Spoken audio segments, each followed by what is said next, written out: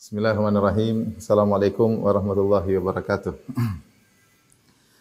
Alhamdulillahi ala ihsanih wa syukru lahu ala taufiqihi wa amtinanih wa asyhadu an la ilaha illallah wahdahu la syarika lahu ta'ziman li sya'nih wa asyhadu anna Muhammadan abduhu wa rasuluhu da'ila ridwanih. Allahumma salli alaihi wa ala alihi wa ashabihi wa ikhwanih. Para ibu-ibu dan ikhwan yang dirahmati oleh Allah Subhanahu wa taala, Majelis Ta'lim Maha ya. Sebagaimana yang disampaikan kepada saya, pada kesempatan kita akan bahas tentang umur kita yang singkat dan bagaimana kita bisa mencintai sedekah. Saya akan membuka pengajian kita dengan membacakan ayat-ayat dalam surat Al-Munafiqun ya, yaitu mulai ayat 9 sampai ayat terakhir yaitu ayat ke-11.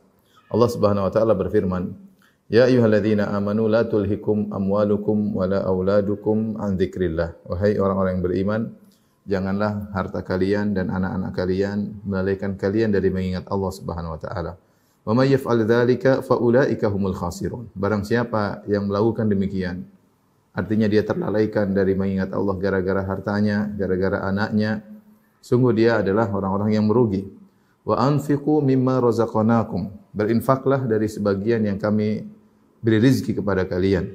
Min qabli ay ya'tiya ahadakumul maut. Sebelum datang kepada salah seorang dari kalian kematian. Fayaqula rabbi laula akhartani ila ajalin qarib. Maka lantas dia berkata, Ya Rabbku, tundahkanlah kematianku barang sebentar saja. Buat apa? Fa asaddaqa wa akum minas salihin. Aku ingin bersedekah dan aku akan menjadi termasuk orang-orang yang saleh. Kata Allah, wala yuakhirallahu nafsan idza jaa ajaluha. Allah tidak akan menunda kematian suatu jiwa jika telah tiba ajalnya. Wallahu khabirum bima ta'malun. Sungguhnya Allah Maha mengetahui tentang apa yang kalian kerjakan. Ayat ini sangat jelas bagaimana Allah mengkaitkan antara singkatnya umur dengan pentingnya bersedekah ya. Ya, kita tahu bahwasanya di antara angan-angan yang kalau bisa diutarakan oleh seorang yang dalam kondisi ihtidhar, yaitu menghadapi sakaratul maut, dia ingin sekali bisa ditunda kematiannya barang sebentar, barang setengah jam. Buat apa? Untuk dia bisa mensedekahkan harta yang masih dia miliki. Tetapi waktunya sudah lewat, sudah tidak bisa. Ya. Sehingga Allah mengatakan wala yuakhirallahu nafsan idza jaa ajaluha. Kalau sudah tiba waktunya ya, ajalnya, Allah tidak akan bisa menunda meskipun hanya sedetik. Dan Allah Maha mengetahui apa yang kalian lakukan. Timbul pertanyaan, kenapa orang yang jika di sakaratul maut ya, dia berkeinginan untuk bisa bersedekah? Apa rahasia sedekah ya? Kita tahu banyak amal soleh, amal soleh banyak dan semua yang salat ya, kemudian puasa, berbakti sama orang tua, ini juga amalan-amalan hebat, bukan cuma sedekah. Tapi Allah ingatkan dalam ayat ini tentang orang-orang ingin bersedekah. Bisa jadi orang ini yang akan meninggal dunia ini punya harta yang banyak ya. Yang seandainya dia diberi umur, dia akan bisa beramal soleh yang banyak dengan sedekah. Dan bisa jadi dia juga tahu tentang agungnya sedekah. Ya, maka ini ayat peringatan bagi kita ya, agar kita jangan terpedaya dengan kesehatan yang kita miliki, dengan kekayaan yang kita miliki. Karena jika tiba ajal, kesehatan, kekayaan tersebut tidak akan bisa menunda ajal kita sedetik pun. Tidak sebagaimana sebagian orang kafir, orang-orang musyrikin yang Allah sebutkan tentang sifat mereka.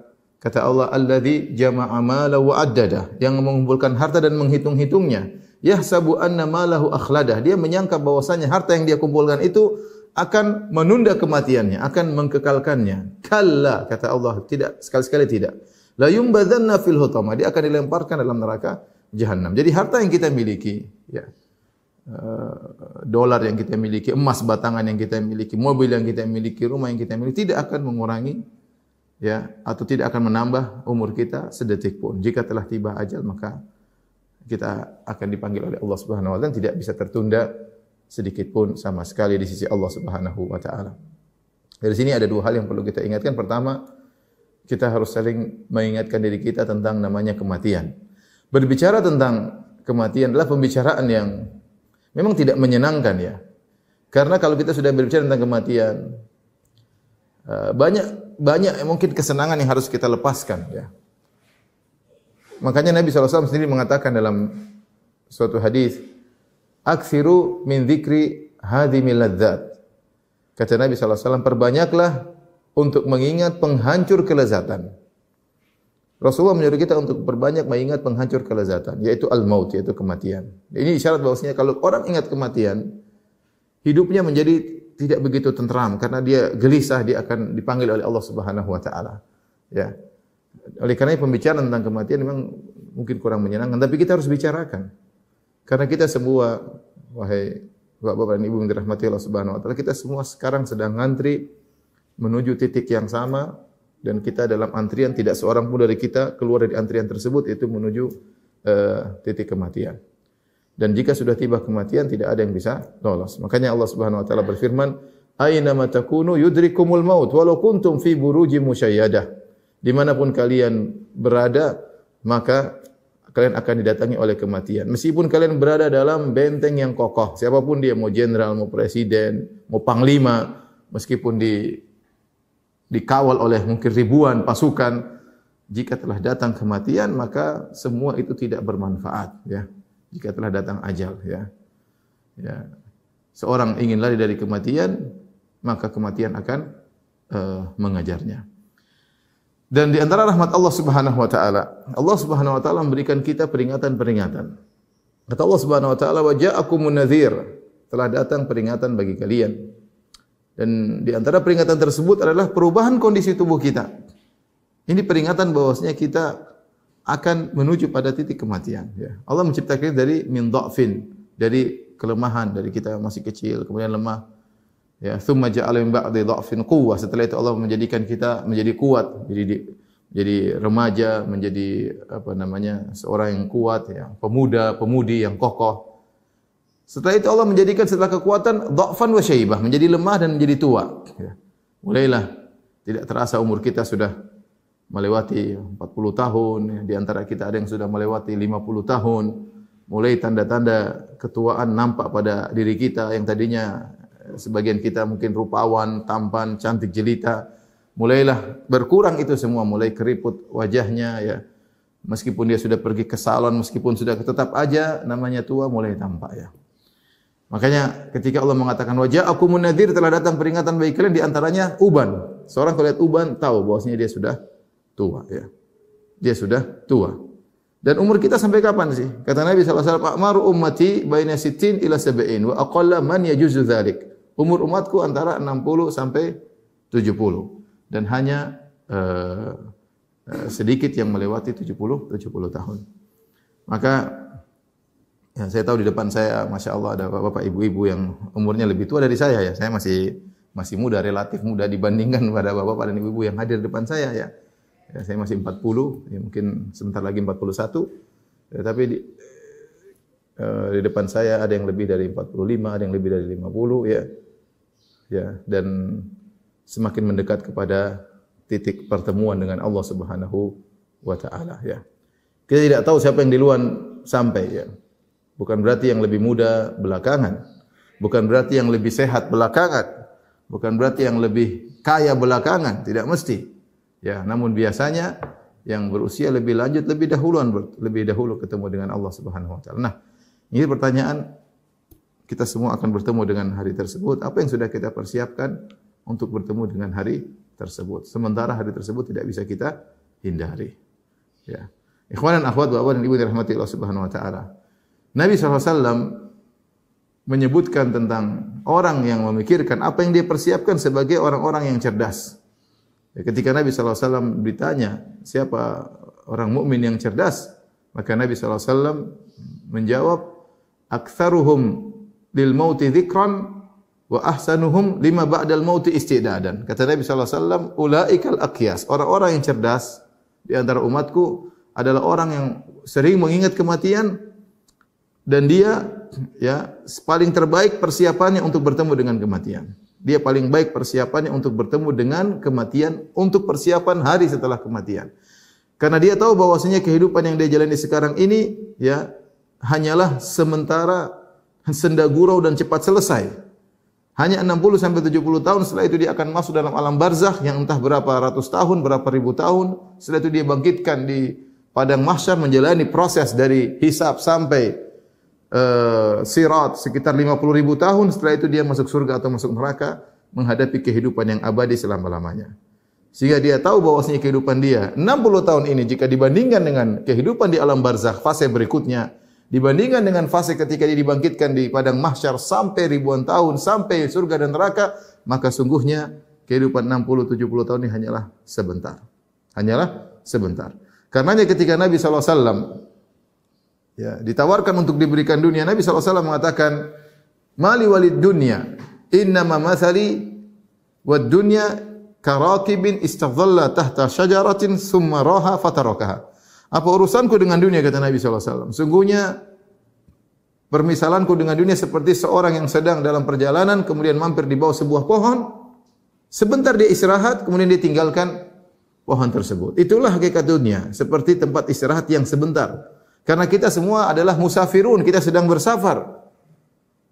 Sedang menuju ke tempat kita yang sesungguhnya. Ya, di hari akhirat. Dunia ini hanyalah mampir sebentar. Ibarat seorang hanya bernaung di sebuah pohon, kemudian dia melanjutkan perjalanannya. Tapi waktu yang sedikit ini, 60-70 tahun ini, inilah yang menentukan bagaimana hari kemudian kita. Baik di alam barzakh, maupun di padang mahsyar, apalagi di surga atau di neraka. Maka jangan seorang terpedaya. Yang jadi masalah, banyak di antara kita terpedaya. Ya. Wa gharrathumul hayatud dunya. Kata Allah, mereka terpedaya dengan kehidupan dunia. Mereka menjadikan dunia sebagai tujuan. Mereka menghabiskan waktu mereka yang tidak bermanfaat pada perkara-perkara dunia. Allah Subhanahu wa taala mengingatkan akan ini dalam banyak ayat tentang bahwasanya dunia ini bisa menipu. Jangan sampai kita terpedaya. Di antaranya Allah Subhanahu wa taala berfirman, "I'lamu annamal hayatud dunya." Ya.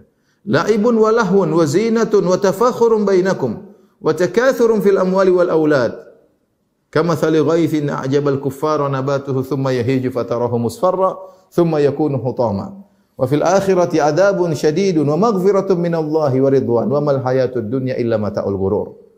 Kata Allah Subhanahu wa taala, ketahuilah bahwasanya kehidupan dunia itu hanyalah persenda gurau dan permainan. Sebentar, kita main-main sebentar. Ya ikhwan, ya akhwat, bapak dan ibu dirahmati Allah Subhanahu wa taala, benar-benar kita tidak terasa tiba-tiba saya dulu merasa masih muda, tahu-tahu sekarang sudah 40. Tahu-tahu sudah punya anak 5, tahu-tahu anak sudah SMA, ya. Tidak terasa waktu berjalan begitu cepat, ya. Mungkin bapak dan ibu juga merasa tiba-tiba sekarang sudah berumur, sudah berusia. Ya, mulai pandangan mulai berkurang, tidak begitu tajam, pendengaran mulai tidak tajam lagi, ya. Mulai kadang tubuh kita tidak sehat yang dulu, mulai kita pegal sana pegal sini, dan tanda-tanda bahwasanya kita sudah mulai berusia, ya. Allah mengatakan innamal hayatud dunya la'ibu wa lahu, hanya permainan senda gurau, permainan yang akan segera selesai, senda gurau yang akan selesai dan kita akan masuk dalam keseriusan dalam alam barzakh. Kemudian innamal hayatud la'ibu wa lahu wa zinah wa tafakhurun bainakum wa takatsurun fil amwali wal aulad, hanyalah perhiasan. Sebenarnya mengatakan inilah kondisi manusia ketika masa remaja, masa kecil hanya kenalnya main, senda gurau, dan sudah mulai masuk remaja, mulai perhatian dengan perhiasan-perhiasan. Kemudian sudah mulai 40 tahun ke atas mungkin wa takatsurun fil amwali wal aulad, mulai bangga-banggaan dengan harta yang banyak. Apa usaha kamu, usaha saya, apa keberhasilan saya, mulai jadi bahan pembicaraan. Ya, jadi bangga-banggaan, itulah jadi buah bumbu pembicaraan tatkala bertemu dengan kawan-kawan, ya. Nah, kalau wanita mulai bangga-banggaan dengan apa yang dia miliki, entah dia miliki tas yang bagus, entah dia miliki jam yang bagus, entah dia miliki rumah yang bagus, entah dia sudah berjalan ke sana kemari, sudah keluar negeri ke sana sini. Itu jadi kadang-kadang menjadi bahan tafakhurum bainakum, saling bangga-banggaan di antara kalian. Wa takathurun, dan juga banyak-banyakan di antara kalian. Tapi apa itu semua, kata Allah, kamathali ghaithin a'jabal kuffara nabatu, seperti hujan yang turun di atas muka bumi kemudian menumbuhkan tumbuhan yang hijau. Seorang kagum melihat tumbuhan yang hijau tersebut, thumma yahiju fatarahu musfarra, kemudian menjadi kuning, kemudian hancur lebur. Ya. Thumma yakunu hutama. Dan demikianlah kita. Baik. Mana orang-orang kaya yang kita lihat dahulu toh? Kemudian kaya raya, kemudian tua, kemudian akhirnya selesai meninggal dunia. Setelah meninggal dunia tinggal kemudian apa yang sudah kita siapkan untuk kehidupan kita di setelah ini. Yang itulah kehidupan yang sungguhnya. Kata Allah Subhanahu wa taala, "Wa innal akhirata lahiyal hayawan." Sungguhnya kehidupan akhirat adalah kehidupan yang sesungguhnya. Law kanu ya'lamun, seandainya mereka mengetahui. Ya. Fala taghurrannakumul hayatud dunya. Jangan kalian terpedaya dengan kehidupan dunia. Baik. Orang yang lupa dari kematian, tidak ingin ingat akhirat, maka dia akan ditimpa dengan 3 perkara. Ini perkataan para salaf, ya. 3 perkara itu apa? Pertama, dia malas beribadah, ya. Dia malas beribadah. Kalau dia berdosa, tidak segera bertobat. Kemudian yang ketiga, dia tidak pernah qanaah. Ini 3 penyakit yang menimpa orang yang jarang mengingat kematian. Ya. Kenapa dia merasa masih hidupnya masih panjang? Kalau dia berdosa tidak segera bertobat. Kemudian kalau ibadah malas-malasan. Kemudian kalau punya harta dia tidak qanaah. Tapi kalau orang selalu ingat kematian, ya, dia tahu dia akan meninggalkan dunia ini kapan saja, tiba-tiba Allah bisa panggil mencabut nyawanya, ya. Apalagi di musim pandemi begini, sebenarnya kita dengar sebagian ini orang kaya ini meninggal, orang kaya ini meninggal, pemilik perusahaan ini meninggal, ya, bos ini meninggal, ya. Subhanallah. Kekayaannya tidak bisa menunda kematiannya sedikit pun. Ya, tapi kalau orang sering ingat kematian, maka dia akan rajin beribadah. Sudah pasti. Karena dia akan persiapan untuk bertemu dengan hari esok. Sudah pasti kalau dia berdosa dia segera bertobat. Ya. Dan sudah pasti dia qanaah dengan apa yang dia miliki. Karena dia tahu bahwasanya semakin banyak yang dia miliki, semakin panjang hisabnya. Ibu yang dirahmati oleh Allah Subhanahu wa taala, maka di antara persiapan yang baik, yang matang untuk bertemu dengan hari kiamat adalah beramal soleh, di antaranya adalah banyak bersedekah. Banyak bersedekah. Inilah kenapa Allah Subhanahu wa taala ingatkan tentang kaitkan antara ajal dengan sedekah. Ya, kata Allah Subhanahu wa taala, "Wa anfiqu mimma razaqnakum min qabli ayati ahadakumul maut." Bersedekahlah dari sebagian yang kami berikan kepada kalian sebelum datang kematian bagi kalian. Allah tidak menyuruh kita bersedekah secara total keseluruhan. Allah minta kita bersedekah sebagian daripada yang kita miliki, ya. Sebagian daripada yang kita miliki, ya. Kemudian kata Allah Subhanahu wa taala, ya, fa yaqula rabbi laula, kalau sudah datang kematian, maka dia akan berangan-angan, ya Rabbi, tundalah kematianku sedikit saja, sebentar saja. Fa asaddaqu, aku akan bersedekah. Wa aku minas salihin, dan aku akan termasuk orang yang saleh. Tapi Allah mengatakan tidak akan tertunda sama sekali. Maka untuk menggerakkan hati kita untuk semangat bersedekah, kita perlu berbicara tentang keutamaan sedekah. Ibu yang dirahmati Allah Subhanahu wa taala, pembicaraan ini semakin penting ketika pembahasan tentang sedekah difokuskan kepada para ibu-ibu, ya, kepada para ibu-ibu, ya. Karena sebagian keluarga kita dapati, ya, yang paling berpengaruh adalah istrinya, ya. Terkadang seorang suami menjadi dermawan atau menjadi pelit, di balik rahasia dia dermawan atau pelit ternyata istrinya. Ya. Bisa jadi seorang lelaki sangat dermawan, kenapa? Karena istrinya yang memotivasi selalu, bersedekah Mas, bersedekah Bang, papi sedekah papi, ya. Tapi bisa jadi seorang suami menjadi pelit, bahkan pelit kepada ibunya sendiri, pelit kepada kakak dan adiknya. Kenapa? Rahasianya siapa? Istrinya yang kurang ajar. Istrinya yang menghalang-halangi dia untuk bersedekah. Jangan papi bersedekah, kita lagi banyak kebutuhan. Anak-anak bagaimana, ya. Bagaimana rumah, bagaimana mobil, bagaimana. Sampai akhirnya sang suami pelit kepada ibunya sendiri, pelit kepada bapaknya sendiri, pelit kepada kakak dan adiknya. Ya. Karenanya ibu-ibu ini sangat penting dalam menjadikan suatu keluarga yang tumbuh dalam kecintaan terhadap bersedekah di jalan Allah Subhanahu wa taala. Apa sih keutamaan sedekah? Keutamaan sedekah, ya. Mungkin kalau kita bicarakan bisa kita bagi dalam beberapa, ya, keutamaan sedekah berkaitan dengan keutamaan di dunia maupun berkaitan dengan keutamaan di akhirat. Mungkin saya bagi, ya. Keutamaan sedekah sangat banyak, ya.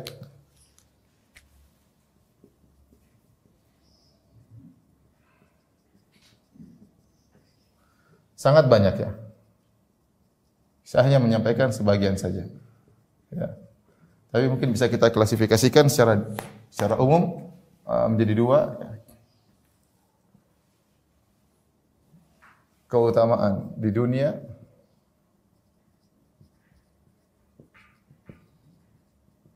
kemudian keutamaan di akhirat.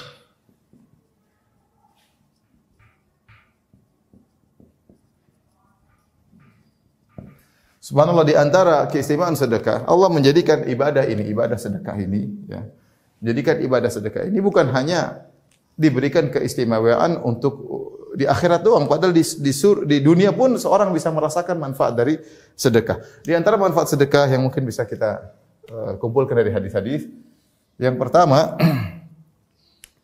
adalah menjadikan dada lapang. Menjadikan dada lapang. Itu bahagia. Ya, menjadikan dada lapang.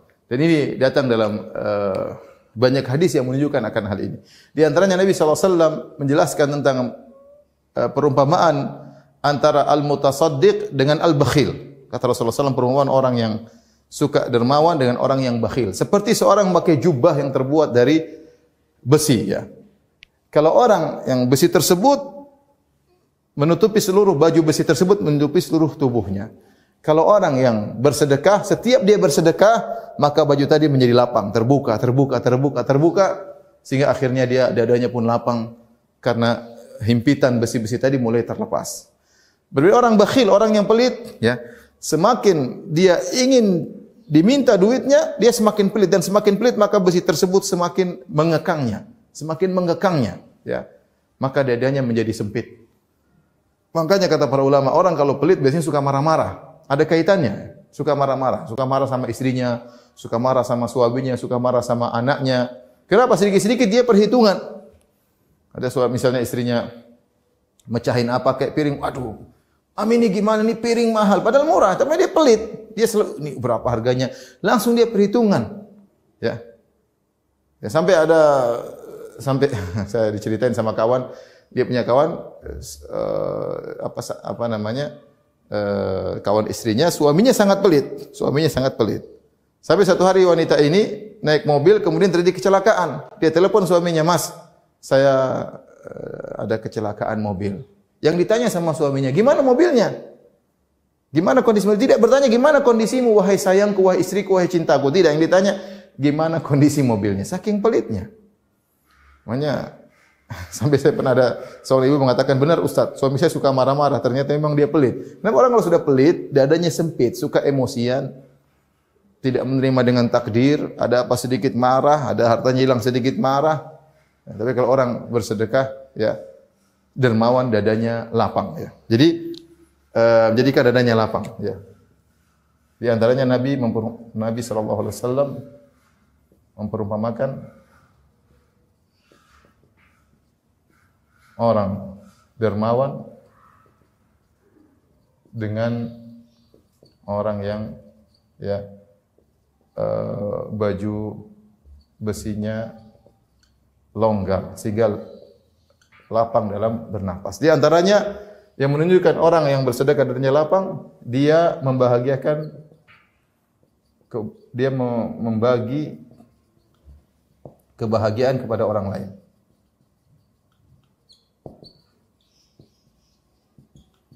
Dan kita punya kaidah yang masyhur dalam Islam, yaitu al-jaza min jinsil amal, yaitu balasan sesuai dengan perbuatan. Maksudnya apa? Kalau Anda membagikan kebahagiaan kepada orang lain, Anda akan diberi kebahagiaan oleh Allah Subhanahu wa taala. Sesuatu yang dibagi tidak akan habis kebahagiaan. Itu bagi Anda akan bahagia. Itu. Makanya saya tidak cerita omong kosong. Saya punya ustaz sudah meninggal, namanya Ustaz Abu Sa'ad rahimahullahu taala. Sejak saya kenal dia pertama kali, saya tahu dia orang sangat dermawan. Makanya ketika saya menikah, waktu saya menikah saya tidak punya apa-apa. Ya. Saya punya uang mahar aja waktu itu saya menikah di Yogyakarta dengan seorang wanita tentunya, yaitu istri saya yang sekarang, bukan yang lain. Kemudian saya nikah dengan dia. Modal saya itu cuma 70.000. Saya malu mau kasih mahar berapa. Saya tidak punya uang kecuali 70.000 rupiah. Akhirnya saya pinjam sama ustaz saya yang lain, pinjam 70.000, jadi mahar saya 140.000. sudah tidak punya duit, kemudian saya kasih mahar supaya kelihatan besar, saya tidak belikan emas karena kalau emas entah jadi 1 gram sampai atau tidak, Allah alam. Akhirnya saya beli buku agak tebal, ditutupin kelihatannya keren. Maharnya buku yang di depan mata ya. Ustaz saya ini Abu Sa'ad rahimahullahu taala ya. Akhirnya dia mengosongkan rumahnya. Dia bilang, "Ya Firanda, udah kamu bulan madu di rumah saya aja." Saya bingung bulan madu di mana? Rumah enggak ada, kontrakan enggak ada. Ini saya bulan madu di rumah dia berhari-hari, hampir 3 hari ya. 3 hari saya bulan madu di rumah dia ya, karena setelah itu saya harus berangkat ya. Dan dia meninggalkan rumahnya, entah dia tidur di mana, istrinya tidur di pondok. Subhanallah, saya tidak bayangkan itu ustadz kosongkan rumahnya untuk muridnya yang bukan siapa-siapa, bulan madu di rumahnya. Saya kira ini ustadz luar biasa. Setelah itu kita lihat ternyata ustadz ini rahimahullahu taala di mana ada bencana dia selalu ada di situ. Dalam negeri maupun luar negeri. Kalau tanya dia sudah ke Yaman, iya, dia sudah ke Suriah, iya, juga ke Palestina, iya, sudah ke Afghanistan, iya. Akhirnya saya ke Madinah, sekolah di Madinah, saya ketemu dengan seorang Pakistan, teman sekelas dengan saya. Dia tanya, "Firanda, kau kenal dengan Abu Sa'ad?" Saya bilang, "Ya, saya kenal." "Kenapa?" "Itu orang bangunkan rumah teman saya tidak digaji sama sekali." Maksudnya dia jadi tukang bangunin rumah teman di Pakistan sana dan dia tidak ngambil upah sepeser pun. Jadi orang kalau sudah dermawan, hatinya lapang, Allah beri ke dia kebahagiaan. Dia kecanduan untuk membantu orang lain. Bencana dimanapun di Indonesia ini, mau dimanapun, mau di Aceh, dia selalu hadir, mengumpulkan dana, kemudian dia beri bantuan. Kenapa? Ada kebahagiaan. Kadang kita lihat heran ini orang bagaimana sih? Apa enggak capek? Riwa-riwi ke sana kemari. Tapi kita tidak tahu kebahagiaan yang dia rasakan. Allah berikan dia dengan syarat dia melakukannya dengan tulus ya. Kalau orang riya dia sengsara. Saya bicara tentang orang yang bersedekah, yang berbuat baik kepada orang lain dengan keikhlasan, maka Allah akan berikan dia kebahagiaan. Bahkan kecanduan untuk berbuat kebahagiaan, untuk membagikan kebahagiaan kepada orang lain. Dalam hadis juga Nabi SAW ya, ditanya oleh orang tentang obat hati keras. Apa membuat hati supaya lembut? Apa obatnya? Datang seorang yashku qaswata qalbihi. Seorang datang kepada Nabi, dia mengeluhkan tentang kerasnya hatinya. Maka Nabi SAW mengatakan, "In aradta talyina qalbik," kalau kau ingin lembutkan hatimu, fa'at emil miskin wamsah ala ra'sal yatim. Kata Nabi, kalau kau ingin lembut hatimu, maka apa? Beri makan kepada fakir miskin. Bantu orang lain, Allah akan lembutkan hatimu. Wamsah ala ra'sal yatim. Wamsah ala ra'sil yatim, dengan usap tanganmu di kepala anak yatim. Dan ini hadis ini benar-benar diterapkan kalau di Arab Saudi ada anak yatim, orang rebutan untuk apa? Usap kepalanya. Kenapa kita usap kepala anak yatim? Kasihan, dia enggak punya bapak ya. Tidak ada yang ngurus dia. Apalagi kalau dia sekolah lihat anak-anak lain dijemput oleh ibunya, dijemput oleh bapaknya, dia mungkin enggak ada yang jemput. Ada yang tempat dia berbicara, tempat manjat-manjat. Mungkin kalau dia anak-anak lain manjat di pundak bapaknya, dia enggak manjat sama siapa, enggak ada. Kita sambil ngusap kepala, sambil kita renungkan, itu akan melembutkan hati kita. Ya, tapi jangan usap-usap doang, kasih duit ya. Jangan usap-usap aja, kasih duit. Nah, ini ya. Jadi, ini di antara obat yang menjadikan dada kita menjadi lapang adalah dengan bersedekah. Tapi tadi yang perlu perjuangan. Ya. Alhamdulillah, mungkin di depan saya Bapak Ibu-ibu rajin bersedekah. Semoga Allah semakin membuat semangat untuk bersedekah ya. Dan saya ingatkan, Allah tidak menyuruh kita bersedekah dengan seluruh harta kita. Allah mengatakan, wa anfiqu mimma razaqnakum. Berinfaklah sebagian dari yang kami berikan kepadamu. Tidak semua harta kita ya. Kita bukan seperti Abu Bakar radhiyallahu anhu yang berinfak dengan seluruh hartanya. Kita tidak seperti Umar bin Khattab radhiyallahu anhu yang berinfak dengan setengah hartanya. Siapa yang mampu seperti kita ini? Coba lihat di harta kita, aset berapa ini? 1 miliar, 500 juta saya infak. Zaman sekarang mungkin sulit. Mungkin ada tapi sulit. Adapun seorang berusaha untuk membiasakan dirinya untuk bersedekah ya. Karena itu akan berikan keuntungan duniawi bagi dirinya, di antaranya dia akan bahagia. Dia akan bahagia. Dan sungguh luar biasa kalau suami istri sudah saling senang bersedekah, luar biasa. Allah akan kasih jalan, jangan khawatir. Ya. sudah suami rajin bersedekah, istri rajin bersedekah, masya Allah hidup nyaman. Insya Allah Allah kasih apa? Kebahagiaan. Tapi kalau suami pelit, istri pelit, luar biasa. Ya. Anaknya super pelit. Anaknya super pelit. Bahkan kalau suami istri pelit, anaknya sama seperti mereka. Saya pernah ketemu dengan anak saya. Ya saya juga enggak dermawan seperti orang. Tapi maksud saya, dia cerita, dia ngeluh sama saya. Dia bilang, Abi, si Fulan pelit banget. Dia cerita tentang temannya. Saya dalam hati, ya. Saya kenal bapaknya juga pelit. Makanya wajar kalau dia pelit seperti bapaknya. Pengaruh. Kita kalau pelit, anak kita super pelit. Nah, tapi kalau kita ngajari anak kita dermawan, anak kita akan lihat bapak saya dermawan, ibu saya dermawan. Saya tadi katakan, meskipun ya, kita mungkin tidak seperti para sahabat, tetapi saya mendapati orang-orang hebat di zaman seperti ini. Yang orang-orang tersebut saya kenal, ya. Yang bisa mengeluarkan uang sampai puluhan miliar di jalan Allah Subhanahu wa taala. Tanpa harus dikenal, tanpa harus diketahui. Saya tidak bicara dia sedekah receh-receh ratusan juta, puluhan miliar. Puluhan miliar dia keluarkan. Ya, saya pernah menghadap seorang zaman dulu. Ini Pak, ada begini, ada kebutuhan gini, tanah gini-gini. Butuh 2 miliar Pak untuk dibebaskan bikin masjid. Oh ya Ustaz, insya Allah. Ya. Minggu depan langsung beli tanah. Pak, ini bangun masjid. Oh itu 7 miliar keluar lagi. Ada gini-gini, Masya Allah. Ada satu lagi bangun masjid sampai puluhan miliar. Jadi ada orang-orang yang memang dia ada bagian tatkala dia bersedekah. Tapi saya ingatkan tadi, bukan berarti kita bersedekah tanpa perhitungan, semampu kita. Ya. Jangan kita punya penghasilan 50 juta, sedekahnya 55 juta. Ya, maksud saya yang logis, kita punya sisa untuk anak kita, istri kita, oke. Mungkin untuk bangun rumah, tapi ada sisa, jangan ragu-ragu, sedekahkan. Jangan ragu-ragu ya, sedekahkan. Baik. Jadi yang pertama menjadikan dada lapang. Yang kedua di antara keutamaan sedekah di dunia adalah bisa menyembuhkan penyakit.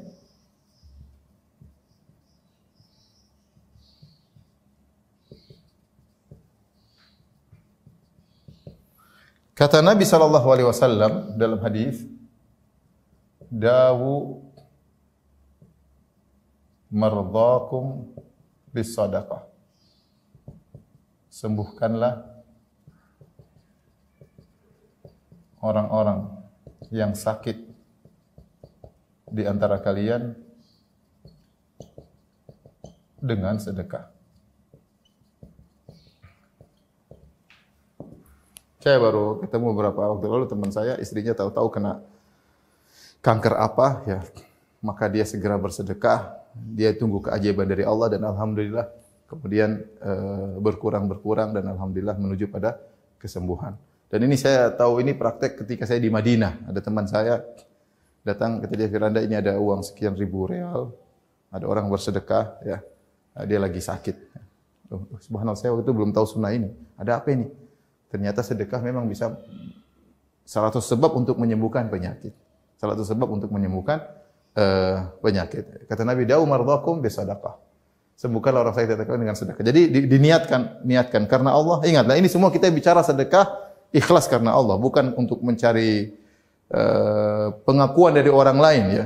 Bukan untuk di-like-in, like sama orang, enggak, ya.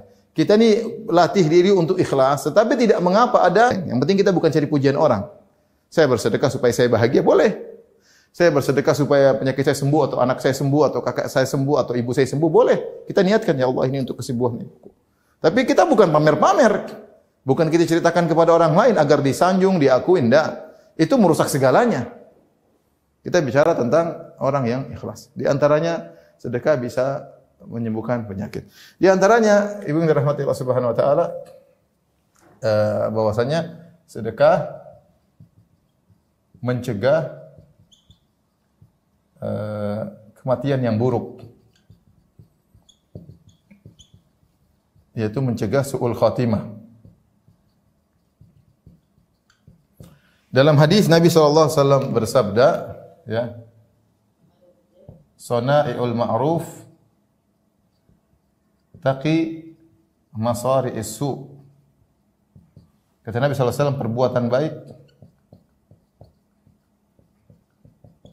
kepada orang yang sedang membangkang suaminya, sedang kemudian dikena serangan jantung, seorang meninggal dunia, waliyadzubillah seorang sedang ingin berpesta-pesta, berhura-hura atau meninggal dunia. Kita tidak ingin kita meninggal dengan demikian. Kita ingin kita meninggal dalam kondisi baik. Bertemu dengan Allah dalam kondisi sedang beribadah, kepada meninggal dalam kondisi ibadah, meninggal sedang umrah, meninggal sedang haji, meninggal sedang berbakti kepada orang tua, meninggal sedang berbakti kepada suami, meninggal sedang ngurus anak dan istri. Ini ciri-ciri orang meninggal dalam kondisi baik ya. Maka di antara hal yang membuat kita bisa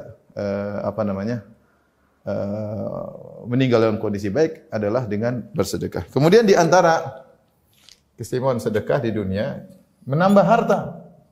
Sedekah sedekatun min mal.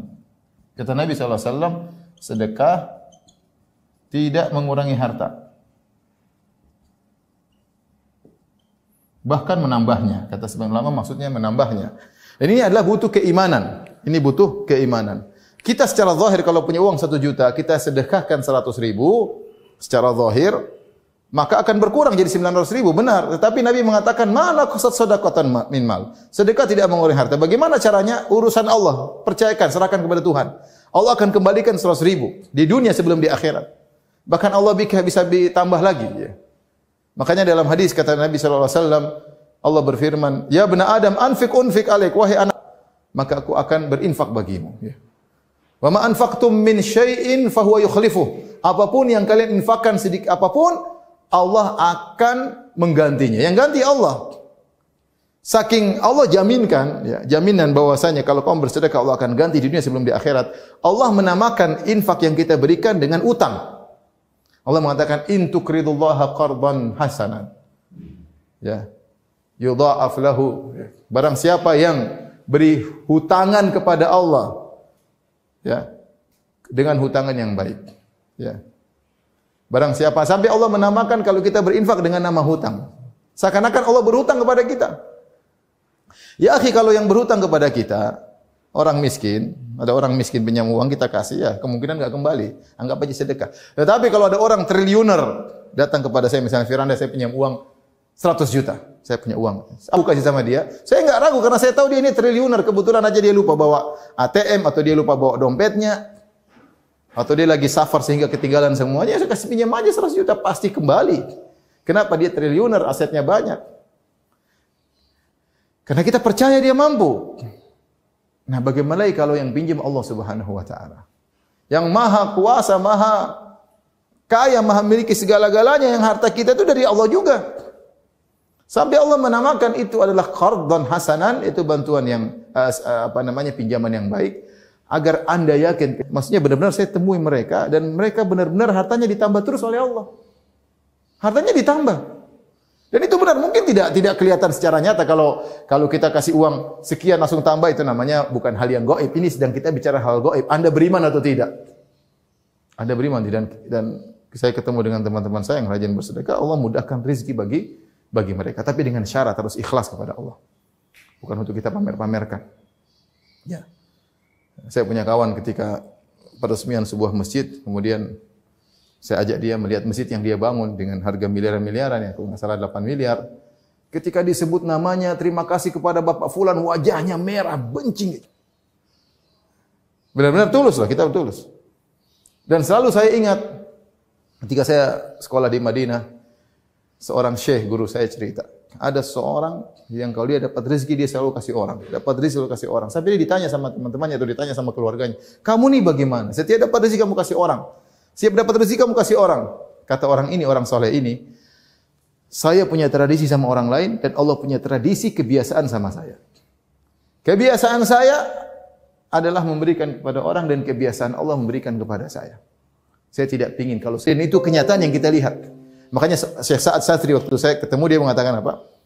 Dia bilang, Syekh Sa'ad Satri hafizahullah taala, seorang ulama di Saudi, yang mengatakan, saya tidak pernah menemukan seorang yang rajin bersedekah kemudian Allah hinakan dia. Enggak. Saya tidak pernah bertemu dengan seorang yang rajin bersedekah Allah hinakan dia. Yang rajin bersedekah Allah hinakan dia. Contoh nyata ini saya bicara. Saya punya teman 2 orang itu. Contoh nyata ini saya bicara. Saya punya teman 2 orang itu yang kalau nyumbang miliar-miliar, subhanallah. Di saat-saat pandemi begini, bisnis mereka tidak jatuh. Dia punya pegawai mungkin 1000 tidak ada yang dipecat sama dia. Artinya benar-benar. Satunya lagi, alhamdulillah Ustaz saya dapat proyek 1 triliun. Alhamdulillah. Di musim-musim pandemi seperti ini dia dapat proyek. Saya bilang itu Allah jaga. Saya tidak ngomong sama mereka, tapi dalam hati saya bilang itu Allah jaga mereka. Kenapa selama ini mereka senantiasa bersedekah? Di saat-saat sulit Allah beri kemudahan.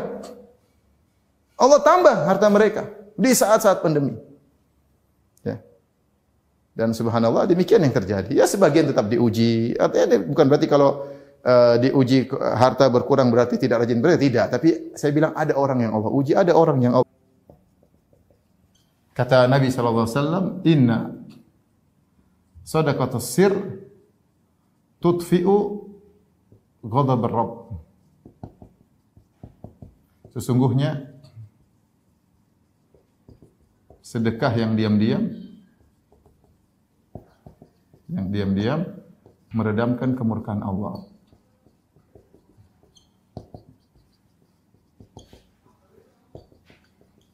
Meredamkan kemurkaan Allah Subhanahu wa taala.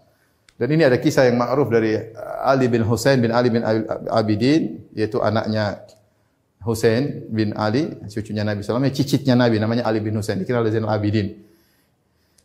Beliau sering bersedekah, selalu mengangkat gandum di malam hari, kemudian dia berikan kepada fakir miskin. Tidak ada yang tahu. Bagaimana ketahuannya? Ketahuannya ketika dia meninggal, orang-orang miskin tidak lagi menerima sedekah gandum. Mereka heran, kemana? Ketika meninggalnya dia, terus ditemukan ada bekas hitam di belakang, rupanya dia mikul sendiri. Bahkan dia tidak suruh pembantunya untuk ikut mikul sama dia. Saking dia ingin menyembunyikan. Dia tidak suruh budaknya, dia tidak suruh pekerjanya. Dia mikul sendiri. Di malam hari dia berikan.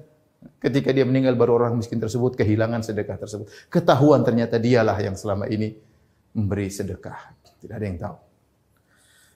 Makanya ketika Nabi SAW menyebutkan tentang 7 golongan yang Allah naungi pada hari kiamat, di antaranya orang yang bersedekah dengan ikhlas. Rajulun tasaddaqa bi yaminihi fa akhfaha hatta la ta'lama shimalu ma tunfiqu yaminu. Seorang yang bersedekah dengan tangan kanannya dia sembunyikan sampai tangan kirinya tidak tahu apa yang disedekahkan oleh tangan kanannya. Dia ikhlas, tidak share kemana-mana, tidak cerita sana sini, tidak bangga. Oh, saya bangun masjid ini alhamdulillah. Saya yang bangun ini enggak, dia enggak pernah begitu.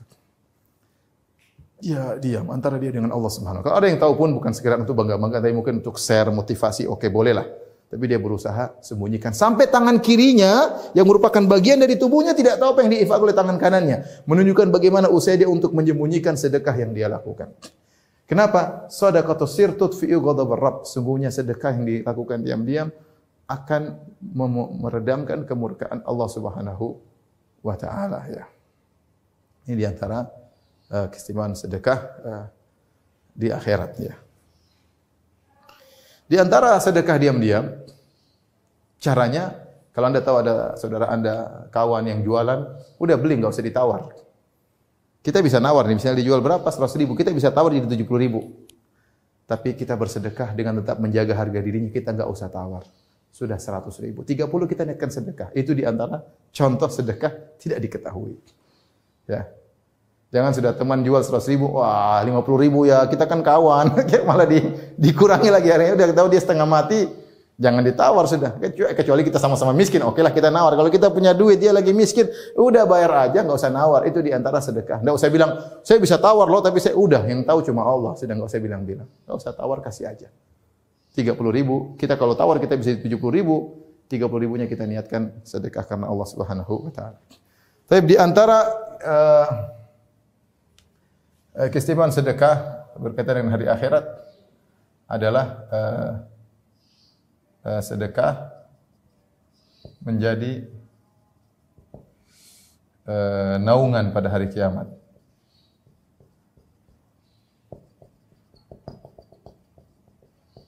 Kata Nabi SAW dalam hadisnya, kullu mri'in fi dhilli sadaqatihi yaumal qiyamah hatta yuqda bainan nas.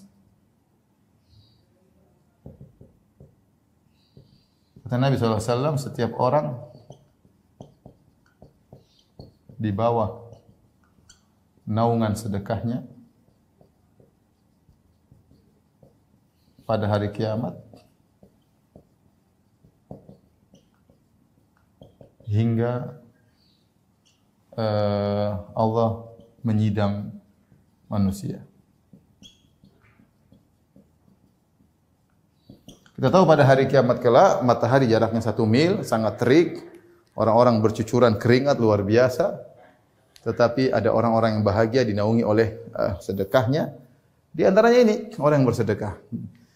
Matahari yang begitu terik akan ada sedekahnya datang menaunginya. Semakin banyak sedekahnya, naungannya semakin besar. Semakin banyak naungannya, semakin semakin banyak sedekahnya, semakin banyak naungannya. Maka jangan kita ragu-ragu. Sedekah yang untung kita sendiri. Yang untung kita sendiri. Ya. Yang untung kita sendiri. Ya. Kemudian di antaranya secara umum, ya, bahwasanya sedekah adalah aset bagi kita di akhirat. Ya. Semua yang kita sedekahkan itulah yang tersisa. Ya, kaidah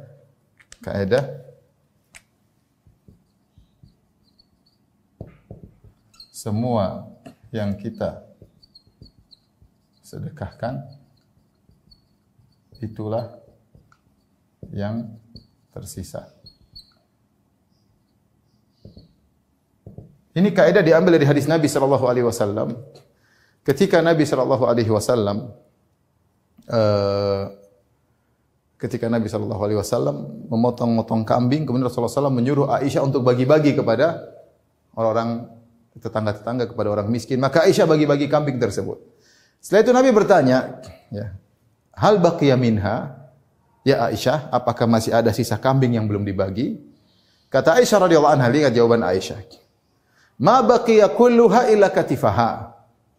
Kata Aisyah, tidak ada yang tersisa wahai Rasulullah kecuali pundak kambing yang belum saya bagi. Kata Aisyah, dia berbicara zahirnya, tidak ada yang tersisa dari kambing kecuali tinggal katif, yaitu pundak kambing. Nabi mengatakan sebaliknya. Baqiya kulluha illa katifaha. Justru yang sudah disedekahkan semuanya itu yang tersisa. Yang belum disedekahkan itu yang tidak tersisa. Ini logika kita. Ya, kita boleh, saya tidak larang ibu beli ini, beli anu silakan, tapi punya aset dong di akhirat. Jangan duit semua beli tas, beli HP, beli emas, boleh beli, tapi harus punya aset di akhirat. Syariat tidak melarang Anda untuk berhias, kemudian untuk membeli perhiasan, tidak dilarang. Punya barang yang bagus, kalau kita punya uang tidak jadi masalah. Tetapi jangan sampai kita punya aset di dunia banyak, di akhirat enggak punya aset. Itu yang salah. Maka ingat ini, sedekah itu aset bagi kita di akhirat. Ya. Justru yang kita infakkan itu aset kita. Kalau orang bilang, bagaimana kau mau menabung yang aman? Nabung di Allah. Ya, nabung di bank mungkin mengalami inflasi, harga turun, ya, atau mungkin banknya likuidasi dan yang lainnya. Tapi kalau kita tabung di Allah, pasti kalau menabung di Allah, pasti aman, pasti dapat untung banyak. Minimal Allah kasih untung ya 100 kali. Kalau enggak 700 kali. Ya.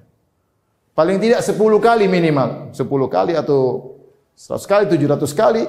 Pasti dilipat gandakan oleh Allah Subhanahu wa Ta'ala. Tidak akan mengalami inflasi. Pasti akan diuntungkan. Jadi mau taruh sedekah yang aman di mana? Di Allah Subhanahu wa Ta'ala. Selesai. Yang terakhir mungkin yang sampaikan di sini adalah sedekah menghalangi dari neraka jahanam.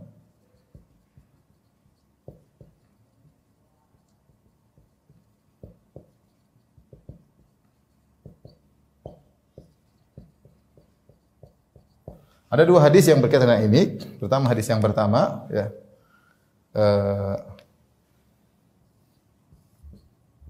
Nabi SAW bersabda, ittaqun nar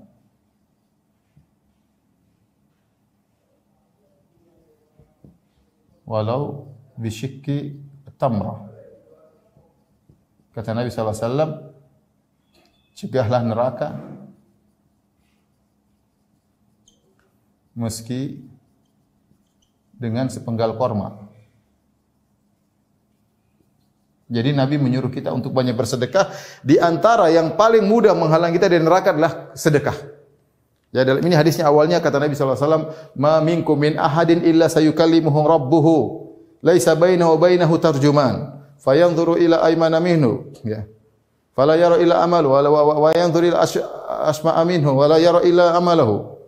Fayanzuru ma baina yadayhi fala yanara ila an-nar. Kata Nabi sallallahu alaihi wasallam, tidak seorang pun dari kalian kecuali akan berbicara dengan Allah secara langsung tanpa ada penerjemah. Kita semua ini akan bicara dengan Allah, Allah akan hisab kita.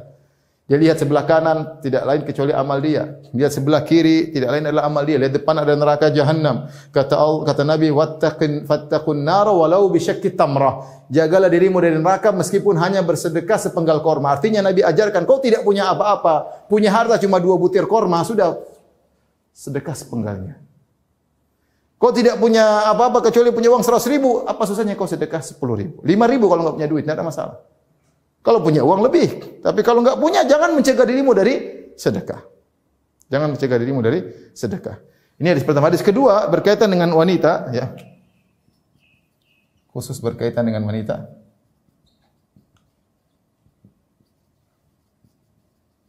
Ketika Nabi SAW sedang berkhutbah Id, setelah khutbah Nabi maju kepada barisan para wanita. Kemudian Nabi berkata, "Ya ma'syaran nisa tasaddaqna." Wahai para wanita bersedekahlah. Fa innakunna aktsaru hatabi jahannam. Kalian banyak masuk neraka. Seorang wanita tanya, "Ya Rasulullah, 5?" Kok bisa ya Rasulullah kita banyak masuk neraka?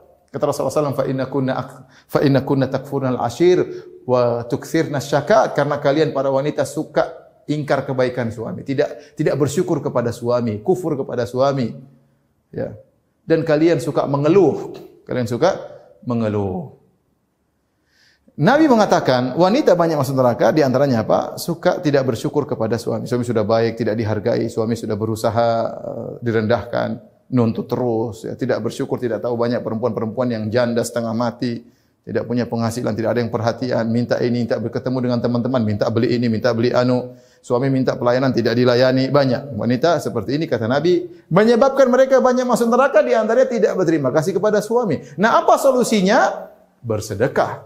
Maka Nabi mengatakan, tasaddaqna, bersedekahlah kalian. Maka ketika itu para sahabiat langsung melemparkan emas mereka, cincin mereka, kalung mereka, anting mereka.